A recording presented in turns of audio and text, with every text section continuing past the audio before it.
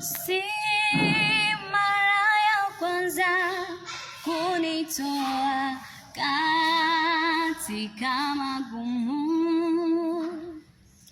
Nina ushuhuda zaidi ya moja, wewe ni mwaminifu.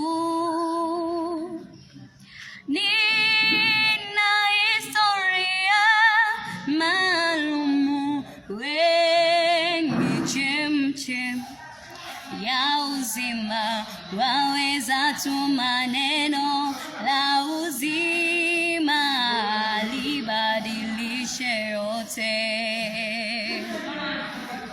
Hata usiyafanye hayo yote, bado nitaamini. Waweza tuma neno